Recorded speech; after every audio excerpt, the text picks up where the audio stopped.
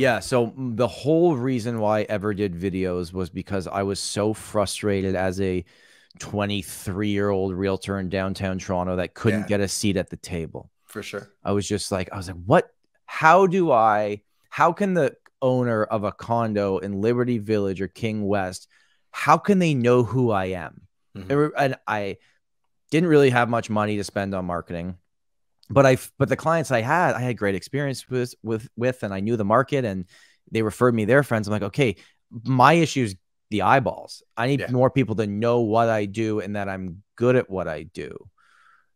So that was video. And my yeah, whole thing's always been the visibility beats ability. It doesn't matter how good you are at what you do if nobody knows.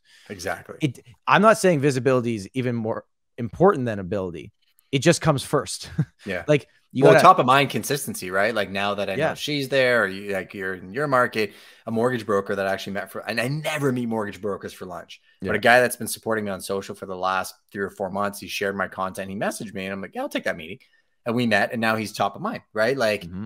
I think that that visibility piece is something people need to put effort into for sure. Well, it's huge. And then through the visibility piece, if you're doing market updates and stuff, you're actually also building your ability on the go, Mm-hmm. right? Like in my team meetings, always at the end, I like will just bang off a few like random stats where I went through. I was like, here's something that I can figure out that isn't going to be posted anywhere else. Like this is stuff you have now in your back pocket when you're talking with clients that no one else is talking about right now. Yeah. So it makes me better at my job. It helps my team have more information that they can use to help people make decisions when they're ready.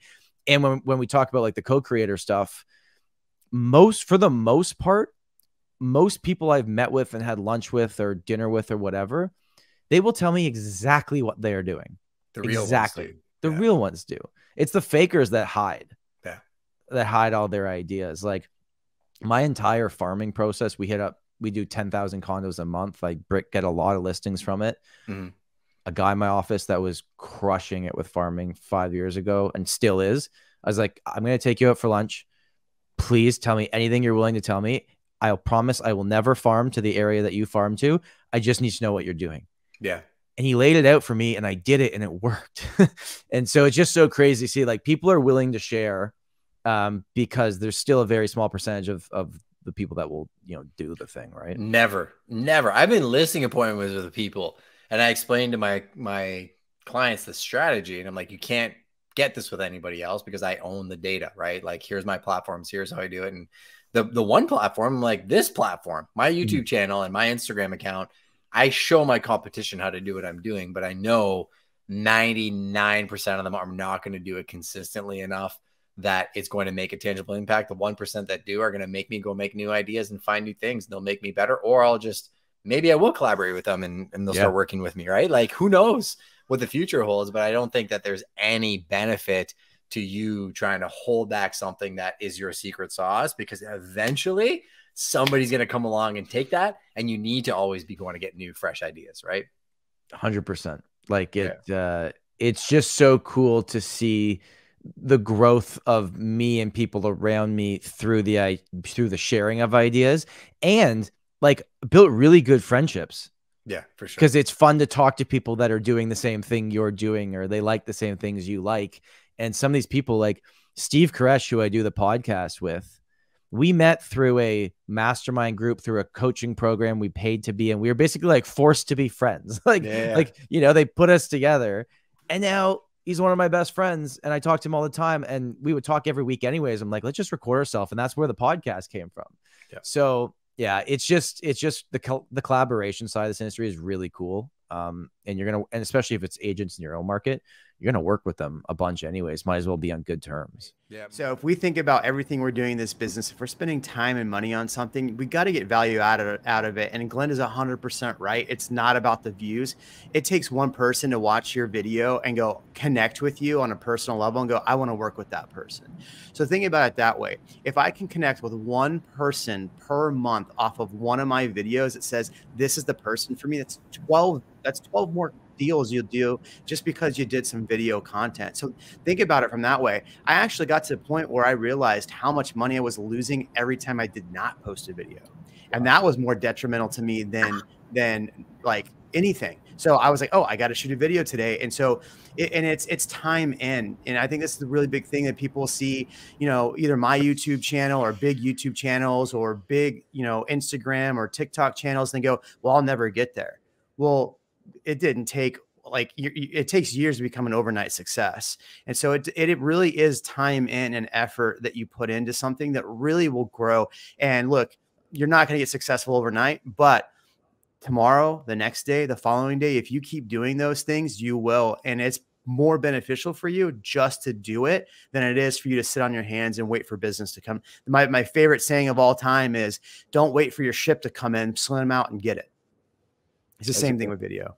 That's a great quote, I think. And Zach does a great job of that too, in terms of being gritty and always innovative, right? I think Zach, same thing, like what Glenn said about you, is the same way I felt about you when we met on Clubhouse, and you were always giving. And then I started following your content, and it was just really authentically yourself. Like, the videos were hilarious, but you shared a lot of your backstory. You would come on my podcast and we talked in depth. We have a lot in common that way.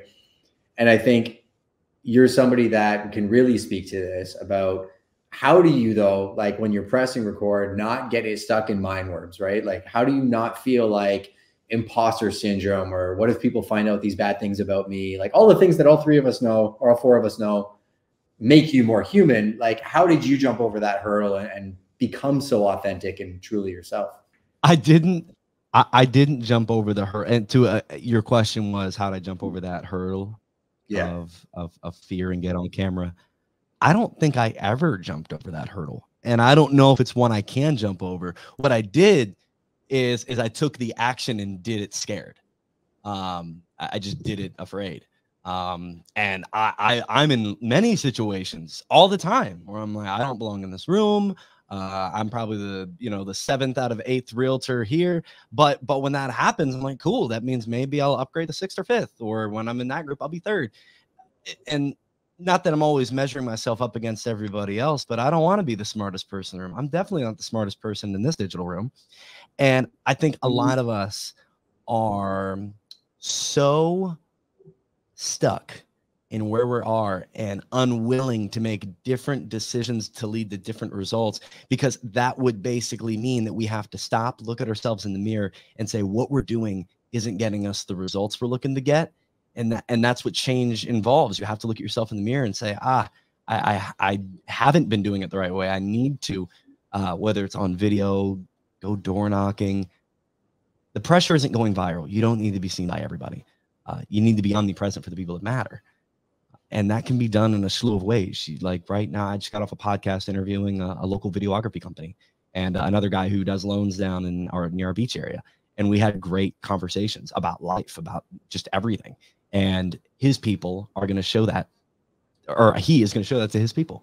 And that's the beauty of a podcast. And we also get clips from it. So that's one way to shoot content. And until you've tried a podcast, until you've gone live, until you created a TikTok, you may not know what you're good at. And frankly, you might suck at it all. But until you get in there and start lifting weights, you're not going to get bigger muscles. So stop trying to get bigger muscles by not lifting weights. Lift weights. Get yourself on camera. But again, and that kind of goes back to some of the core values of martial arts, like respect and loyalty and discipline, right? Those are, again, those don't just, you can use that in every aspect of life, right? Those core values that, the martial arts is kind of built on, I think is going to make you a better human in general, whether it's in business and life and friendship, in how you conduct yourself as a family man. There's so many values that you're going to take from the martial arts that are going to help you in life. Yeah. If you look at the core, the core values that it's all about, hard work, discipline, those are things that, make the world a better place. Definitely. And I think of what I've taken from martial arts and how I implement it into my business. I talk about this all the time. Like when I run Prime, I genuinely want it to be very similar to a gym in terms of I'm bringing together a whole bunch of athletes. Here's our training regimen. Here's the supporting equipment that we have. And we need to have a structure. We need to train regularly together. That market's going to shift. Things are going to change. Just like martial arts evolves, so does business. And that structure has really been a massive unlock for us. Let's get into the technical aspects of it, because you're an ultra technical fighter. Yep. I've seen fighters that are like, again, bull in a china shop, not technical at all, where did you see that? And I guess, how do you think about striking from a technician standpoint? I think the big, like, is being conditioned. Like, I think that's a big thing, is like being conditioned in your craft, because I think if you're not conditioned and prepared for the bout or whatever, like, everything goes out the window. Yeah. So you could be the most technical striker in the world, but if you don't have the conditioning, it's not there. So I think that was always a big thing, is make sure that I was prepared. You know, it's like you prepare for victory, you prepare for defeat as well, right? If you don't put in the right amount of work. Is that because the conditioning, like, you can be technical, but if you don't have the energy to be technical, your technical strikes will fall apart. Exactly, right? Yep, exactly. You could have all the skills in the world, but if you don't put the practice and conditioning behind that, it's out the window. Yeah, right? It's funny you say that, because, like, if I think of role playing with my team, a lot of people think we don't use scripts. I hate them. I don't like being sold. Yes. Right, but I do want to know, if I talk to 100 people, how do people want to be spoken to? Yeah. And the only way to figure that out is putting in the reps and practicing as a group and saying, like, okay, this is the value they want, so let's go get that information so that the next person I talk to, they have it. Getting technical is great. Let's talk about the conditioning piece first. What are your core beliefs when it comes to, like, how do you become a conditioned fighter?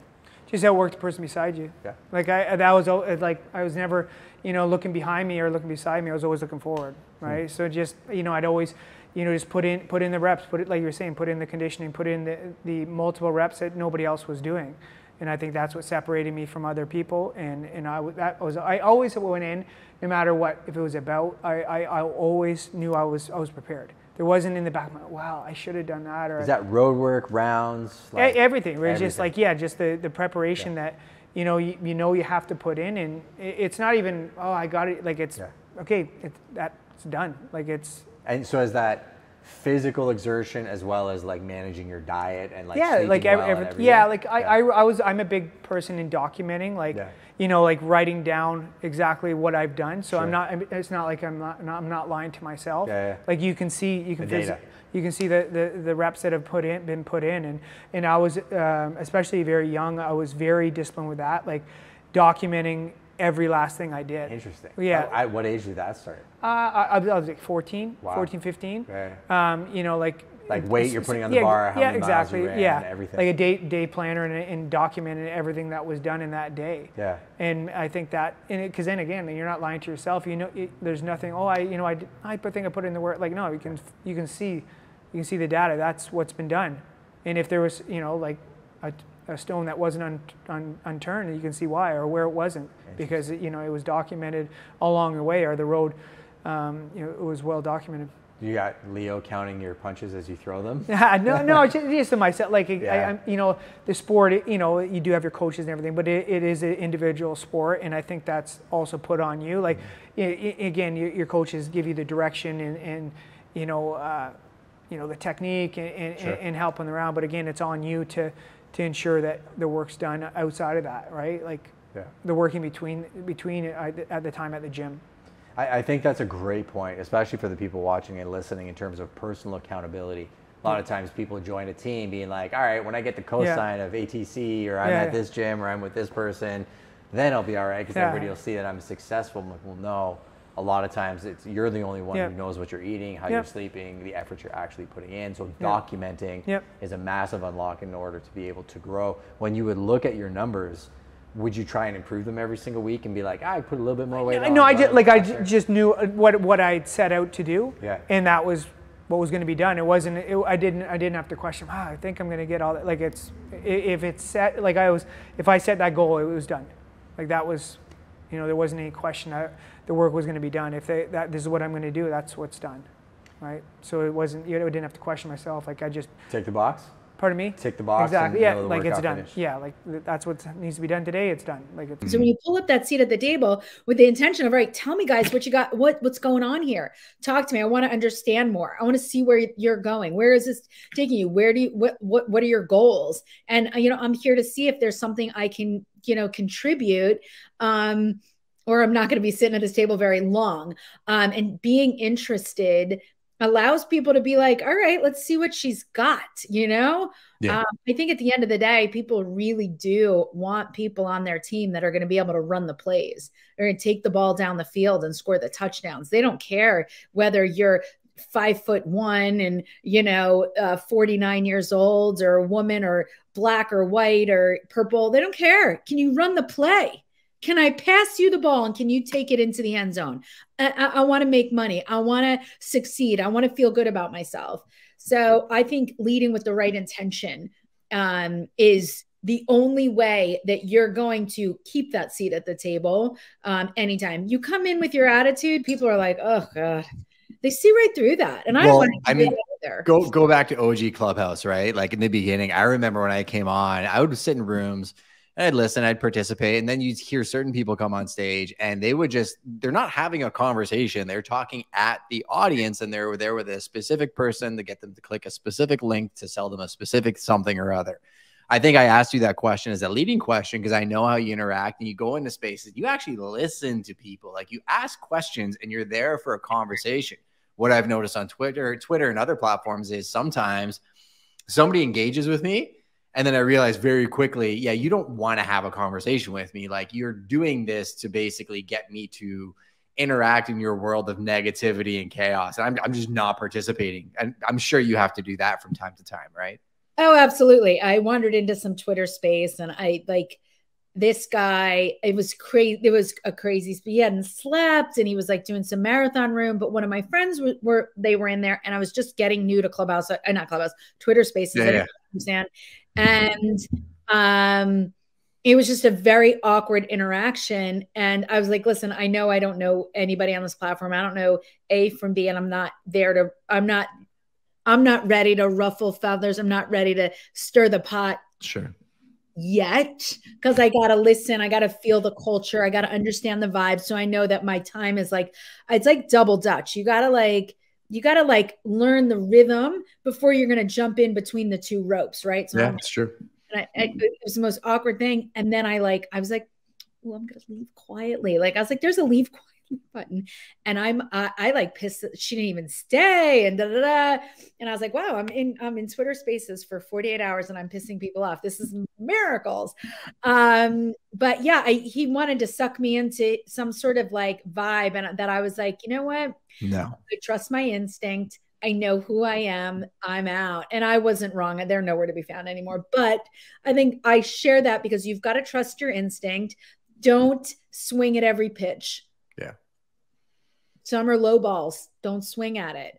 And I think that's what I've learned is like, oh, I think this is a low ball pitch. I'm going to go ahead and not embarrass myself and not waste my time, because time is my most valuable commodity. And I have a lot of respect for myself, even though nobody knew me on that app. And I had to open up a new account because multiple accounts, multiple. And I'm like, oh my God, I have to keep Barbara here. I was like, fuck them. Wow. Yeah. There's all kinds of different value that we can just add to each other. One of the biggest, when you and I first started talking about this podcast, one of my initial thoughts was, there's so many ways to skin the cat. And a lot of people get into real estate. They get their license, go put a sign in the front yard and do residential real estate. And there's so many ways to do it. There are people who will take 10 acres and get with a land planner and a civil engineer, chop that up into paper lots. And then they'll sell that to somebody that will put in roads and curbs and bring electricity and chop it into physical lots. And then they'll sell those, divide those out to different builders, and the builders sell them, and those guys, sell to the end user. And then the end user is going to list their house in several years and sell it to another end user. And that's just in like a residential chain. There's same thing in commercial and industrial. There's so many ways to skin the cat. And I think that, you and I've talked ad nauseum about these next two words, which are abundance and scarcity. And I think that once we can move ourselves away from scarcity and into abundance, we move ourselves from competition and into collaboration. Yeah. And that's the heart of the Prime People podcast. I was actually thinking about this recently. I was like, should I rename it and make it real estate focused? But I'm like, I have people from all walks of life and all walks of business. I think that same principle applies to everything. Like, you can go into any industry and extrapolate what you just said. We're talking about it through the lens of real estate because it's what a lot of our audience does and what we understand. And I think you identified, okay, let's build a network and, you know, meet a lot of people and see how we could add value and even turn my competitors into collaborators. I love that you brought that up. Michael Saracini, founder of Keyspire, actually brought that up on a past episode. But let's dig into the analytics portion of it, because I think that it's great that you can meet people and they can bring you opportunities, but so many real estate agents get given an opportunity and just say, oh yeah, for sure I can do that. But they don't understand zoning. They don't understand how to run a pro forma. They don't have a system for how they look at, well, what is the best, highest use? Like that secret sauce that you've created for yourself. Did you have that before you met that guy and handed him your card? Or was that something that is always constantly changing? Or what does that piece look like in your business? It's so, like a lot of things, you don't know what you don't know until you know. And I would say that the zoning piece is probably the most evident piece that evidences that the most, because you see something like single family 3, single family 5, single family 6, single family 1 or 2, like, you know, there are nuances between all of these things. The thing is that at the city, there's a book that has all of these things and very detailed descriptions of them. And I talk to agents all the time that have no idea that that exists. They have no idea how to figure out what SF3 means. And then you show them one time and then they know. And, you know, there's a lot, and that's very superficial on the zoning side. There's a lot of depth to that. But it's, again, it's all just, you know, kind of getting in and doing it and doing the research. It's like you don't know where your first title company is right up until you know where your first title company is. And it's just like anything, learning and researching and continuing to like focus and hone your craft.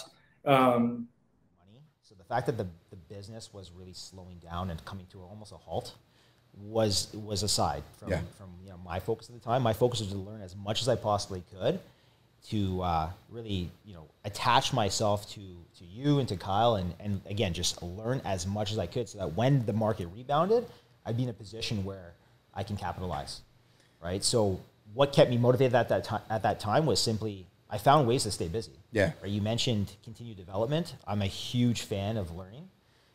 So I did, I think at the same time, I think Tom Ferry, again, I didn't know who Tom Ferry was. Sure. But Tom Ferry had the summit. So he came to the office. We did the live summit actually then, I remember. Yeah. You set us up with Ryan Serhant training. Yep. So if there was ever a moment where I didn't know what to do, you focused on my learning and my development. Yeah. And again, you know, grateful for you and Kyle because there was a lot of things that you guys were doing at the time. You guys were always busy.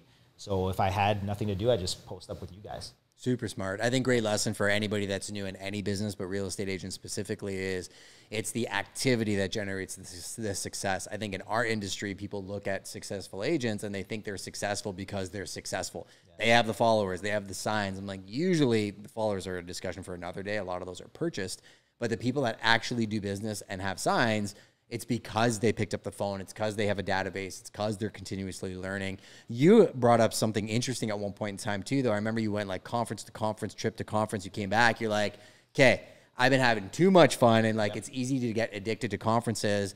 You're a great example of somebody that implements. Like agents get stuck in that, I'm just going to go to a million Tom Ferry conferences and feel amazing, but never actually do anything. How do you hold yourself accountable to actually executing? Honestly, again, I don't know if this works for everybody, but for myself, I take a ton of notes. Revisiting those notes oftentimes helps me stay focused. Yeah. Like in the past, I was a huge reader. I'd read a book a week, a book every 2 weeks. You can read all the books in the world, but if you don't implement any of the lessons you learn in those books, you're not really going to go anywhere, right? So I took that same type of approach with all this real estate, all the additional work I did there. But the other side of that was I wasn't just going for the learning, it was more so the networking aspect of things too. For sure. Right? So traveling to Toronto here and there to meet Toronto agents, people that I can see on social media, try to build some type of relationship with them was important to me. And again, going back to where the market was at that time, things were there was a lot of unknown, right? So things weren't as they were in the past. It was an awesome opportunity to build those relationships because again, things are going to rebound eventually. Yeah. Now I'll have, a huge arsenal of people that I've either worked with indirectly or directly that I can leverage in the future. Yeah, and you're doing a good job doing that. We talked about that at the town hall meeting this week about how trust the process, like have patience because the work you're doing now when every other agent's like, it's slow, I'm going to go on vacation in April, in May. Yeah. That's when the results are actually going to pay off too. So it is a long game. When people are going to conferences and they're going to meet people that maybe they admire, they want to build relationships, How do you do that if you feel maybe socially inept or like nervous to walk up to somebody you don't know? Like if you're going to these conferences solos, what strategies have you implemented in the past? Yeah. That's a great question because I've definitely felt that every single time. For sure. Generally, I try to open it up to people I know here at the office or elsewhere, other brokerages here in London, to see if anyone else wants to come. Yeah. Right? Because if you know one person, it makes it that much more, for sure, a little bit more comfortable anyway. Yep. But there have been many instances where I've gone solo, and it's really just, you know, I feel like I thrive putting myself in uncomfortable positions. Sure. And circumstances, right? You do, yeah. Literally, you coming here was that, right? Yeah, 100%. Yeah. And I take those opportunities as a challenge. So when I go to, I go use the last event I went to in Toronto was No Agent Left Behind. Yep. Well, shout out to Steve and Kim. Good group of people. Yep. Awesome. That was an awesome day. Yeah. Janet Miller was there as well. And you got to meet her. So Janet Miller, again, one of our coaches, she was there. I wanted to meet her face to face because she's been awesome. Matt Campoli was speaking. Holly was speaking. Matt Leonetti was speaking. So a lot of people that I've either had a conversation with on social media, or I've just been following them for a little while. I love their content and I love what they put out. Yeah. So what I did in that specific day of learning was I posted up on the speakers table. There was one spot left, so I sat with them.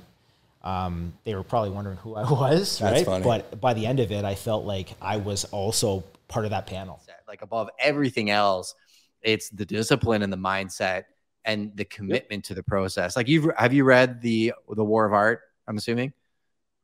Which one? The War of Art, not the Art of War. The War of Art.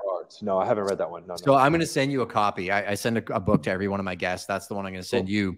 But the whole premise of the book, it doesn't matter if you're an actor, a musician, a salesperson, your commitment to showing up and doing the work consistently until the muse shows up is the war of art, where most artists will feel like I'm sitting down and I don't know what to type. Even if you just go and sit down and just look at a blank screen for half an hour a day, and then you type one letter, and then you type two, and then you type three. The discipline, the commitment to the mindset to understand that the success doesn't come from writing out the perfect manuscript in one day. It comes from showing up for 364 crappy days until the 365th day comes, right? 100%, bro. And I even remember to you know, add to that point, one of my friends from college came to visit me, 6'8", huge basketball player, right? Makes me look small, and I'm a big dude. I said, bro, yeah, you can come out. But again, I'm in the initial starting stages of my career. I said, just so you know, bro, you're going to be here Saturday and Sunday. I'm working a full day Saturday and a half day Sunday. So Saturday, part of that work day, dude, we can chop it up and catch up, but you're going to come out with me while I door knock.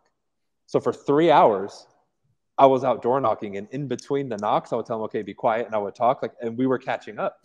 That's right? Awesome.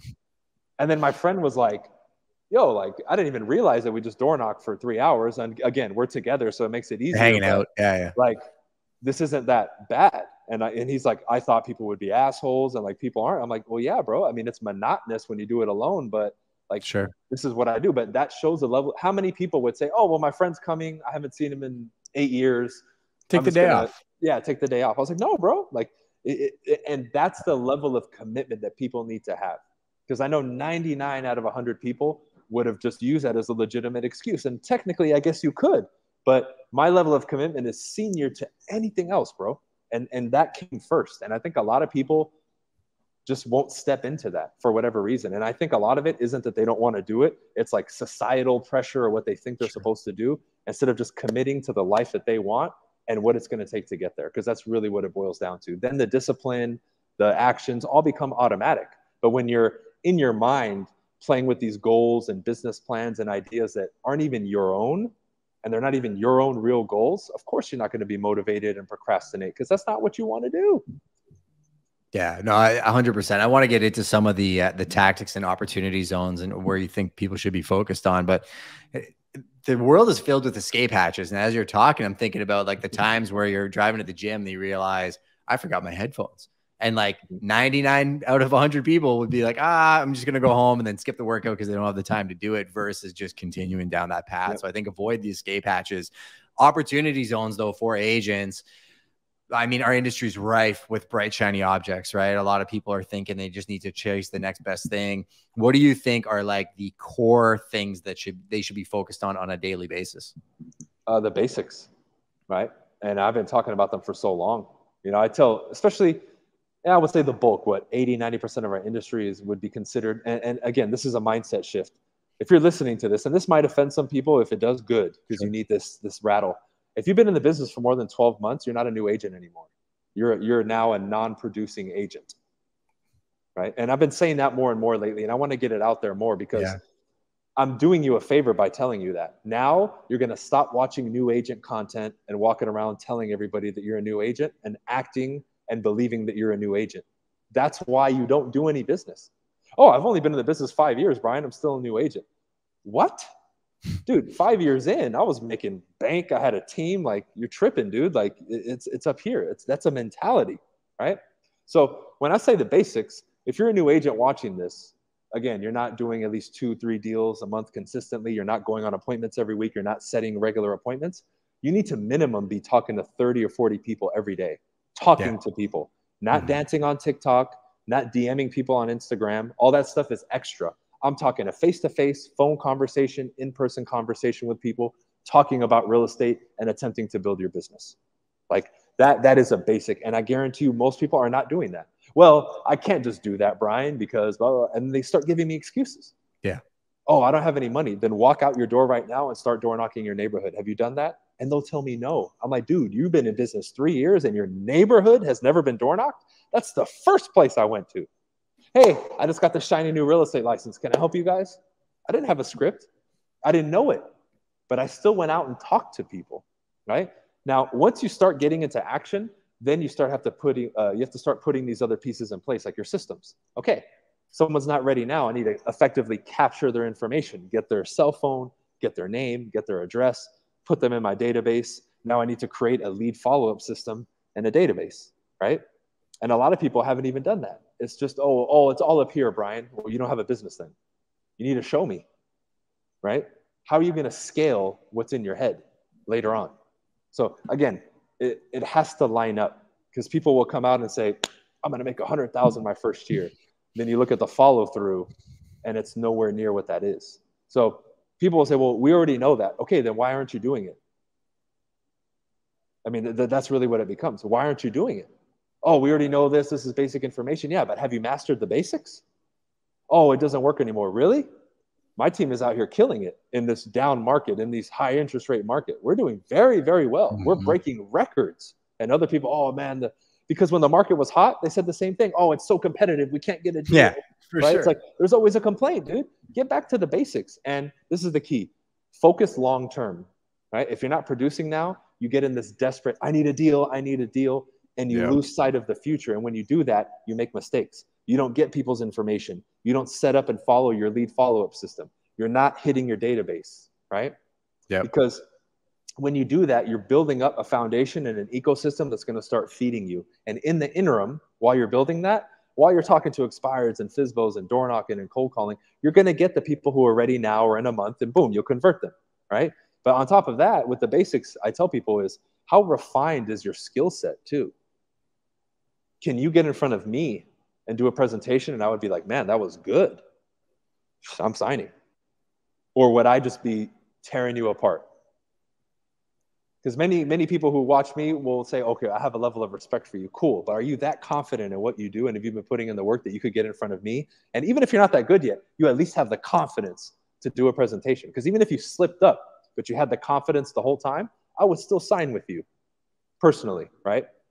Because I understand that in spite of making mistakes, you have a level of confidence that allows you to keep going. But that only comes from putting in the work, right? And everyone's, oh, well, I don't need the skill set now. I need to buy leads. Okay, well, what happens? The lead calls you, and then what are you going to say?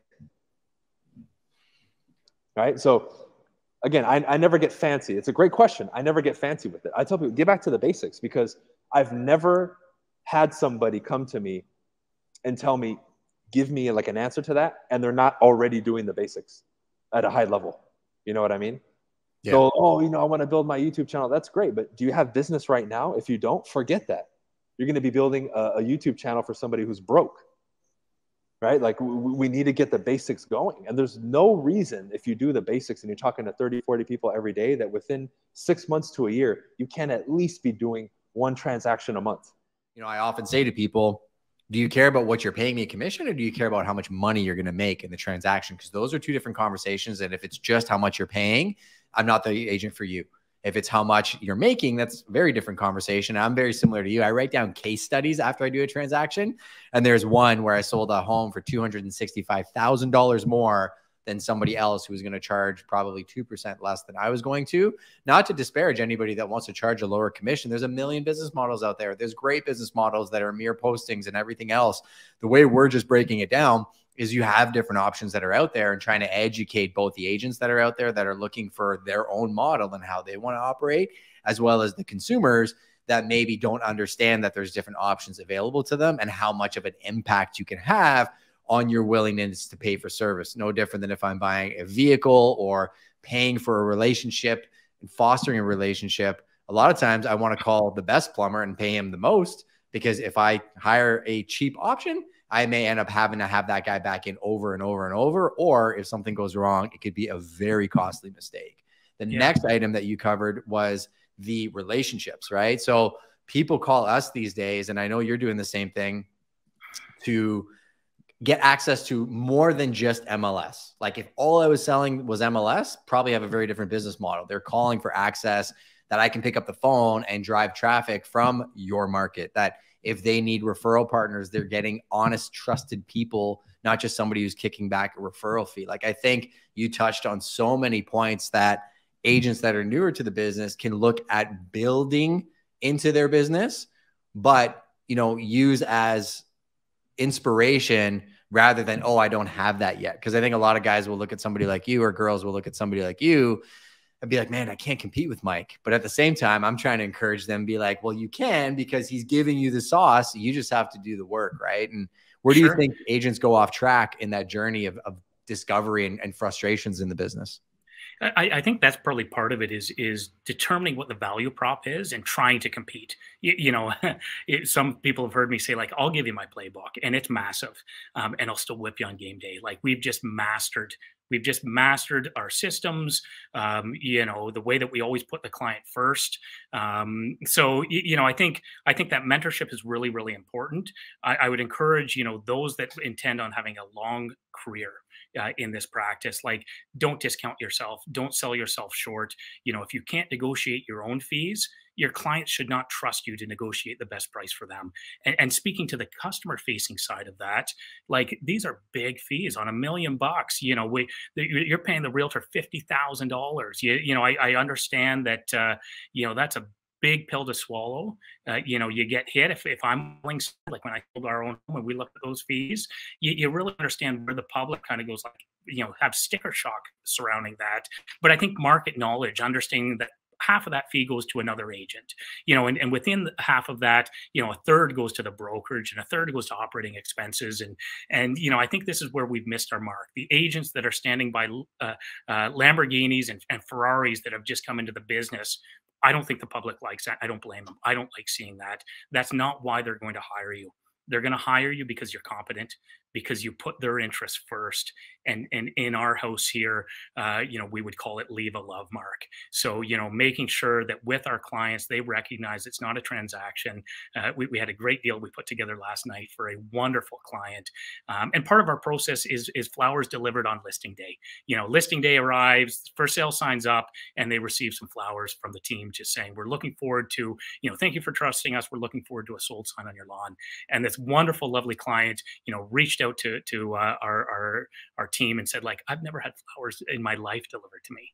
So, like, leave that love mark. And you know, do you think we're going to retain her for life? Absolutely. Yeah. Do you think she's going to refer us to everybody that she knows? Absolutely. Not because we delivered flowers, but because we put her interest and her impression of this journey, which is a really important one, first, ahead of the commission, ahead of what we're being paid. So I think that's a really, you know, you hear me talking about that and hammering on that. I think in this shifting market, guys like you and I, we're going to continue to take market share because of those reasons. Yeah, well, I was talking with Andy C about this the other day on Clubhouse, and Andy C, Silicon Valley, like one of the top brokers on the planet, closed, I think, close to $1 billion in real estate, or GCI, I think, last year. And we were talking about how in a shifting market, a lot of agents do get hurt. They lose a lot of business, but we end up growing quite a bit of market share because of the reinvestment in those relationships. And I think people do get it twisted because they see a lot of stuff on social media of how people are living their lives. And I agree with you 1,000%. I think the public needs to be educated as to the good agents that are out there that are actually doing everything they can to help people navigate and put their interests above the interests of just a commission check or commission breath. And I think good agents are undervalued. Bad agents are definitely overpaid. There's two sides to that coin. I think there's some agents that can charge very big fees and will say and do anything to get a sign on somebody's lawn. And you and I know that that's just not how we want to do business. Long game, I think they lose. But then there's actually an agent that I know that does photos in front of a Lambo. His name's Mike Sherrard. He's a great coach. Teaches tons of people stuff about digital advertising. He's got a good YouTube channel. He's been on the podcast, but his story on the Lambo is more about like his story of growth and like how hard he worked to get there. There's a dichotomy of that understanding that, you know, you really do need to dig into the person that you're working with well beyond just what you see on TV, which is what I think you were trying to say, right? Well, that's a great point. You know, I'm speaking about what's worked for me. That's not my personality. It's, you know, I try to come across as very humble and relatable. You know, to talk back to that point, the big cost that is perceived or that we receive, you know, again, I'll throw a shout out to a friend, Amy Flowers, taught me this, like deliver that $50,000 wow. When your clients are writing that sort of check, I want them to go like, that was the best 50 grand I've ever spent, because I yielded, to your point, like net, we yielded more. I think to elaborate on your last point, and I don't want it to be interpreted if I say like, you know, we've never utilized social media, or, you know, the Lambo isn't, you know, my persona. To those starting agents, like find your lane and stay in that lane, or, you know, make sure that you're in the right seat of the bus. So what works for you is what you should be utilizing. Find your genius, what you're good at. For me, it's relationships. You know, my whole life, I've had large groups of people. Go back to high school days, like, you know, 400 people parties at my parents when they were gone for the weekend. Like, I like to include all groups of people, whether you're the jocks or the chess club. You know, like I want you all surrounded. I want to have fun together. So that is one of my places of genius is including as many people, being very inclusive. And I've been able to foster that into one of the strongest, you know, referral networks in the country under the LePage umbrella. Yeah, no, I love that. We both have a history in hospitality, which we can talk about on another episode for sure. And in stark contrast to you, like I'm much more of a private kind of quiet person. I've always loved photography and videography. And, you know, by contrast for people watching, I chose to use videos and photos as a way of communicating and creating a unique value proposition that my clients call me for. And I don't think it was misinterpreted at all what you were saying about the Lambos. I really think that it highlighted exactly what I was trying to showcase, that Mike Sherrard didn't really share that until he got to the journey. He shared his journey and made that a part of his story. I've seen other agents that are taking photos in Phantoms or going to properties and showcasing a lifestyle like they're expert investment agents. Meanwhile, the deals they wrote in the last 5 years are blowing up in their faces. Their clients are calling me trying to help them in a situation where they just didn't get really good advice because those people had no idea what they're doing. Yeah. That's the contrast, right? And you know, I love email, like BombBomb. I love those tools. I love text messages. But here's the key. I want you to stop stressing about content. I want your content in the future to get seen by the right people more often and without you having to make more.